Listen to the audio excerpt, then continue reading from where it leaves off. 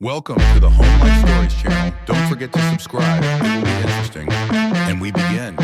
It began in the small, unassuming town of Ashwick, a place where life moved at a slower pace, and everyone knew everyone. Tucked away in the Appalachian Mountains, Ashwick was a sanctuary for those seeking simplicity. But beneath its peaceful exterior lay secrets that had remained buried for decades. Lena Carter, a 34-year-old journalist from New York, found herself in Ashwick on assignment. Her editor had sent her to cover a human interest piece about declining rural communities, but what she stumbled upon was far more gripping than she ever anticipated. One morning, as Lena sipped coffee at the town's only diner, she overheard a heated conversation between two locals. They spoke in hushed tones, but a name caught her attention: Sarah Whitfield. The name seemed to send a ripple of unease through the diner. Conversations faltered, and eyes darted toward the two men before quickly looking away. "Who's Sarah Whitfield?" Lena asked the waitress, a middle-aged woman with kind eyes and a worn smile.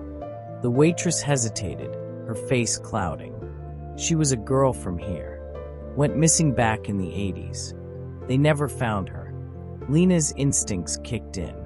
A decades-old mystery in a quiet town? This could be the story of her career. She decided to dig deeper. Lena's research began at the local library, a modest building that smelled of aged paper and varnished wood. The librarian, an elderly man named Harold, was hesitant to help at first. But Lena's persistence paid off, and he eventually brought her a box of old newspapers and files. The headlines painted a chilling picture. Teen girl vanishes without a trace.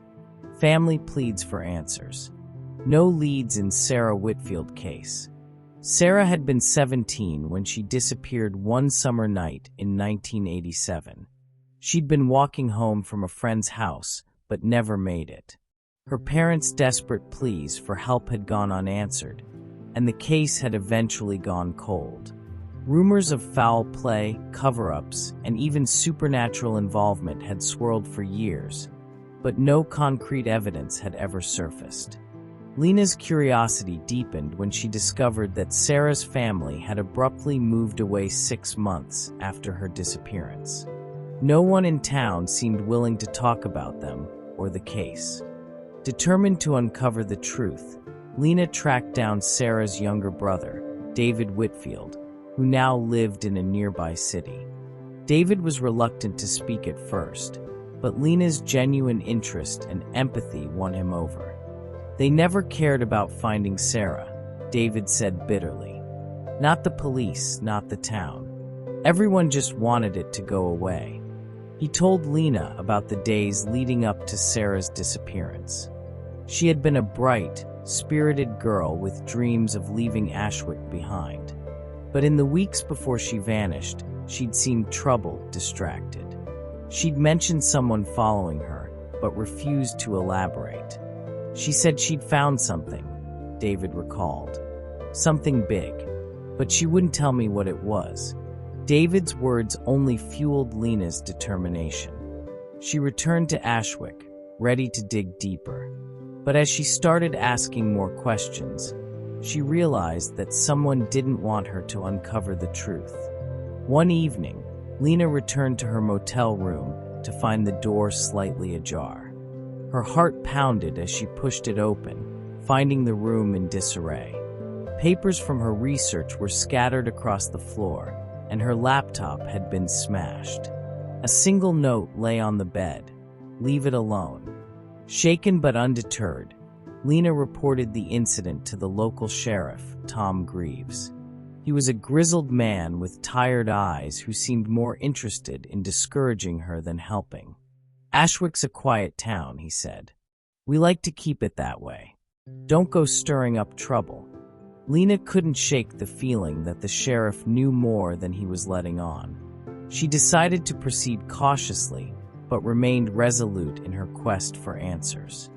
As Lena pieced together the fragments of Sarah's life, she began to notice a pattern. Several people who had been close to Sarah had also left town shortly after her disappearance. Others had died under mysterious circumstances.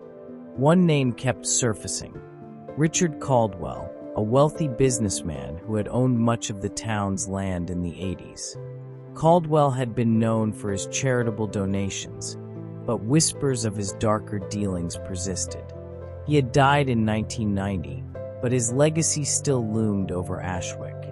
Lena discovered that Caldwell had funded the construction of a large building on the outskirts of town, a community center that had never been completed.